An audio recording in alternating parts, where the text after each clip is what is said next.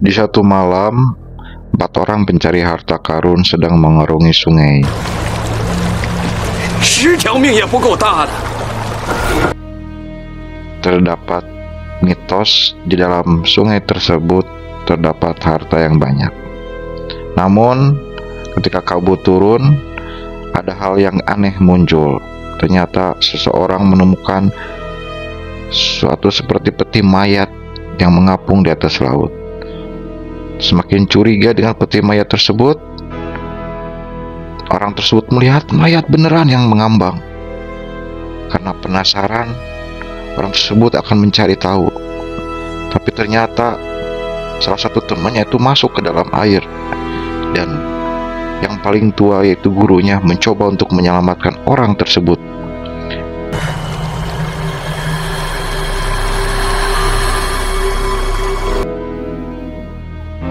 Ternyata terdapat rambut yang sangat panjang, dan rambut ini berbau sangat amis. Luar biasa. Semakin seram suasana di sungai pada waktu itu.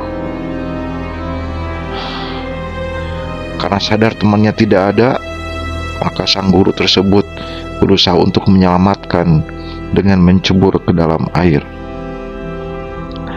Kakak perguruan pertama mencoba menyemburkan jurus Kage Bunshin agar bisa menemukan adik perguruannya. Lama tidak ketemu, akhirnya guru tersebut masuk ke dalam air untuk mencari murid yang terakhir.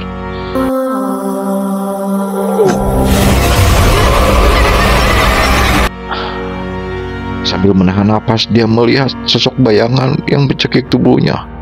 Ternyata itu sosok hantu air. Lama gurunya tidak muncul, lalu kakak perguruan mencoba untuk membantunya, dibantu adik perguruan dengan menggunakan tali, berharap bisa menemukan gurunya. Ternyata gurunya sedang berhalusinasi tercekik oleh hantu air. Kakaknya juga ikut terkena halusinasi. Adik perguruan kedua mencoba menyelamatkannya, tapi talinya terputus.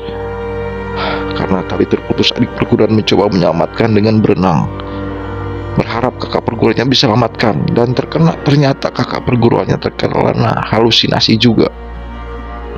Bukannya mau diselamatkan, malah ingin melawannya.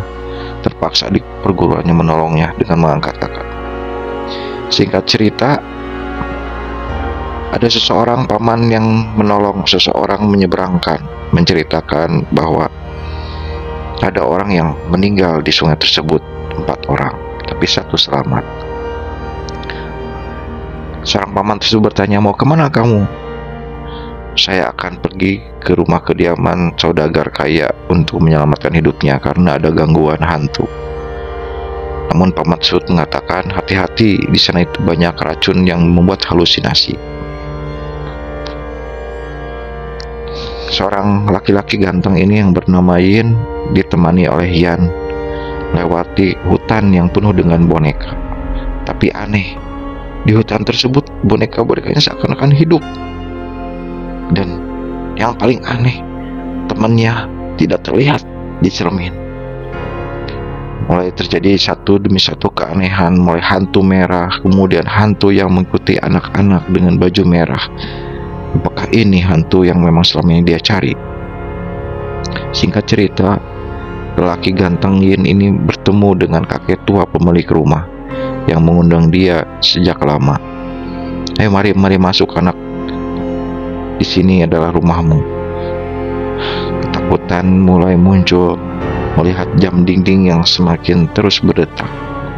Kakek tua tersebut menjelaskan, di rumah ini terdapat 3 buah lantai, yang tiap lantai terdapat 8 kamar.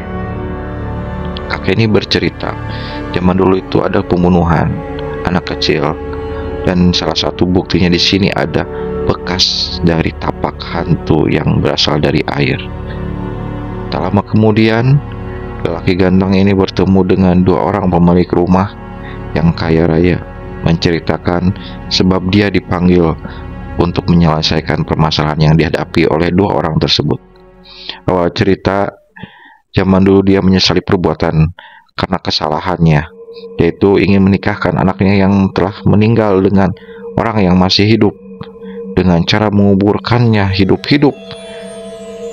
Tetapi apa yang terjadi setelah pertunjukan topeng monyet dan para pemain topeng monyet ini tidak tahu apa yang terjadi di dalam peti jenazah yang telah dikubur tersebut. Keanehan mulai terjadi ketika angin bertiup dan para pemain topeng monyet ini curiga bahwa yang di dalamnya ternyata adalah seorang laki-laki meninggal dan seorang perempuan yang dikubur hidup mati-mati. Keanehan demi keanehan terus terjadi karena ketakutan para pemain topeng monyet ini kabur karena dia sadar yang dikubur itu bukan hanya manusia hidup tetapi manusia yang telah mati. Selang cerita, bapak tua itu menyesali perbuatannya dan meminta bantuan lelaki ganteng ini untuk menyelamatkan hidup dan keluarganya. Tetapi ada yang disadari oleh lelaki ganteng ini. Kok kenapa ya di tanganku ada luka cakar? Kakek tua ini menjelaskan, begini anakku, memang zaman waktu itu bapak ini pernah meminta pertolongan dari seorang yang bisa dianggap dukun juga. Dia meminta uang yang banyak untuk menyelesaikan permasalahan ini, sampai dia meminta 2 kali lipat bayaran karena masalahnya ini sangat berat. Dukun itu mengisyaratkan bahwa untuk menyelesaikan masalah ini perlu ada seorang yang berani untuk memberi makanan kepada hantu-hantu yang ada di kuburan tersebut. Karena saking ingin menyelesaikan permasalahan tersebut, suami istri ini bersedia untuk memberikan uang dan membayar seseorang yang berani untuk bisa menyelesaikan masalah ini, yaitu dengan cara memberikan 60 butir telur. Tapi syaratnya ketika di perjalanan orang tersebut jangan menoleh ke belakang, karena yang di belakang itu mungkin saja bukan manusia. Karena saking parnonya, orang tersebut tidak berani berlari melihat ke belakang. Dia terus ke depan, melihat orang yang lagi ngompol pun dia masih ketakutan. Dasar, kalau sudah berhalusinasi, orang bisa melakukan apapun. Tak terasa di tengah perjalanan dia menemukan uang. Ternyata uang itu adalah uang yang memang halusinasi juga. Dia melihat hantu yang digantung. Sampailah pada kuburan yang dituju, tempat bersemayamnya anak dan orang yang pernah dia kubur hidup-hidup. Lelaki berani itu berusaha untuk tegar dan kuat untuk melihat apa yang terjadi demi mendapatkan imbalan uang. Tapi ternyata imbalan uang itu tidak berharga. Karena apa? Karena saking takutnya, misteri mulai datang. Suara-suara yang aneh mulai bersautan. Telur-telur yang disediakan ternyata habis dimakan. Entah siapa yang memakannya, tidak tahu. Apa mungkin itu kucing atau mungkin itu hantu juga tidak tahu. Saking penasarannya, orang itu mengeceknya. Tapi apa yang terjadi? Dia malah masuk ke dalam tempat yang memang khususnya orang meninggal. Kejadian itu diceritakan membuat pemuda ganteng itu tertawa. Aku akan menyelesaikan permasalahan yang berat ini. Beberapa menit kemudian datanglah seorang laki-laki muda yang masih kecil yang ganteng. Ditanya siapakah dia, ternyata dia adalah laki-laki yang dibeli sama 2 orang kaya ini sebagai budak. Tetapi ada yang aneh. Laki-laki muda ini melihat bahwa dia punya kemampuan untuk melihat makhluk gaib. Dia mengatakan, wanita yang dikubur hidup-hidup itu, aku melihatnya. Kau telah melakukan kesalahan besar, kata anak tersebut. Sehingga hantu itu marah. Hantu itu datang ke dalam mimpiku. Dia terus menghadiri dalam mimpi-mimpiku untuk mengajakku bermain. Saking takutnya, aku jadi tidak bisa tidur tiap malam. Waktu demi waktu itu pun sering terjadi, dan hantu anak kecil itu terus menggentayangi mimpinya. Nah, semakin percayalah bahwa orang tua tersebut memang sedang dihantui oleh gadis yang pernah dia kubur hidup-hidup. Tak lama kemudian datanglah 2 orang laki-laki Yang satu adalah seorang laki-laki tua dengan kemampuan membuat boneka dan muridnya. Laki-laki ganteng ini memberi hormat karena dia memiliki kemampuan yang sama dengan bapak-bapak ini, yaitu kemampuan untuk menaklukkan makhluk gaib dan punya kemampuan membuat boneka. Malam sudah tiba, diceritakan guru dan murid ini sedang santai di dalam kamarnya, tetapi ada keanehan yang terjadi. Boneka kayu yang telah dibuat seperti hidup. Dan yang paling aneh, di dalam mimpinya dia melihat boneka itu bisa bergerak. Saking takutnya, boneka itu dia simpan ke dalam peti agar tidak mengganggu dalam mimpi-mimpinya. Tapi gurunya marah karena tahu bahwa boneka itu dia simpan ke dalam peti. Bukankah aku sudah bilang, boneka itu jangan simpan di peti. Dia itu hidup. Dia ingin punya teman. Kenapa kamu melakukannya? Aku sangat menyayangi anak ini. Muridnya tidak mengerti kenapa gurunya kok menjadi aneh begitu. Memperlakukan boneka kok seperti manusia. Mungkin gurunya sudah mulai gila. Dia pikir begitu. Dia khawatir dengan apa yang terjadi pada gurunya. Apakah boneka itu merasukinya? Atau ada hantu yang masuk ke dalam boneka tersebut sehingga gurunya menjadi seperti orang gila. Di lain waktu, dua lelaki ganteng ini sedang membicarakan yang aneh terjadi di sini. Sepertinya masalah kita banyak. Yang pertama adalah rumah ini pernah terjadi pembunuhan. Kemudian ada yang lebih aneh lagi. Dua orang guru dan murid ini terjadi hal yang aneh seperti hantu boneka tersebut. Tapi seakan-akan lelaki ganteng ini ingat cerita masa lalunya. Dia melihat suatu bayangan masa lalu ketika dia waktu kecil dan bermain dengan seseorang yang pernah dia menjadikan teman sejati, yaitu wanita yang pernah dikubur hidup-hidup.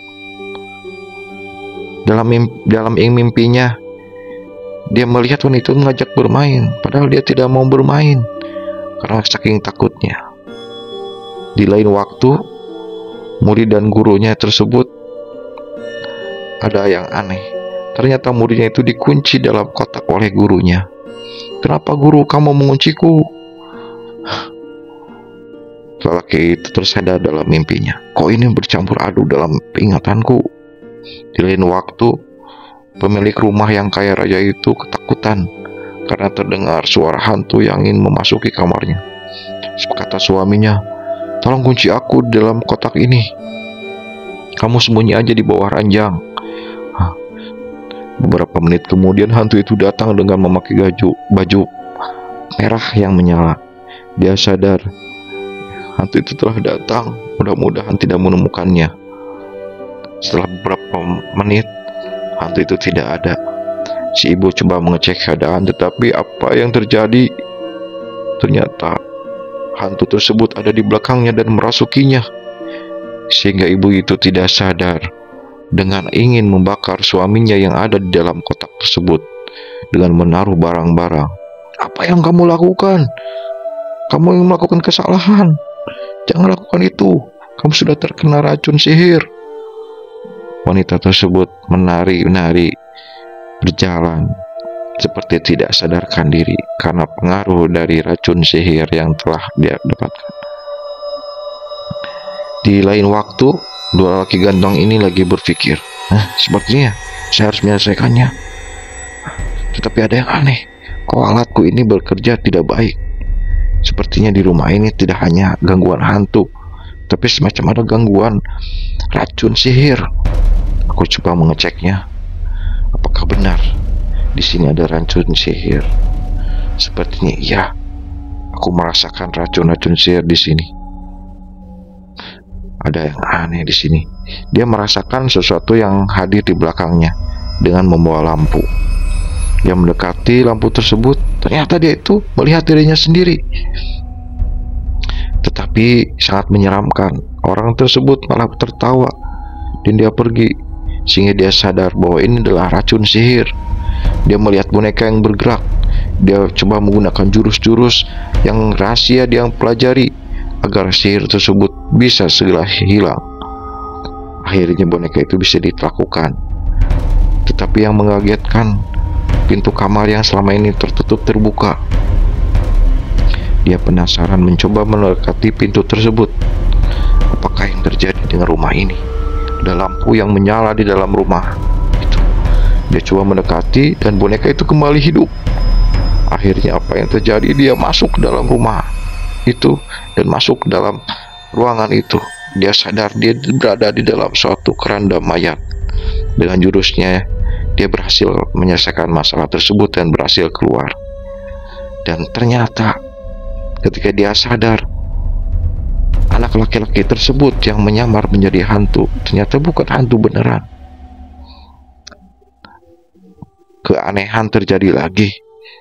Laki-laki tersebut melihat cerita dari anak tersebut. Kenapa kamu melakukan itu? Saya melakukan ini karena wanita yang dikubur hidup-hidup itu adalah temanku. Kami berjanji akan menikah suatu saat nanti. Tetapi jahat sekali kedua orang kaya tersebut mau mengorbankan calon istriku untuk dikubur hidup-hidup. Sehingga aku menjadi sedih dan aku menjadi trauma.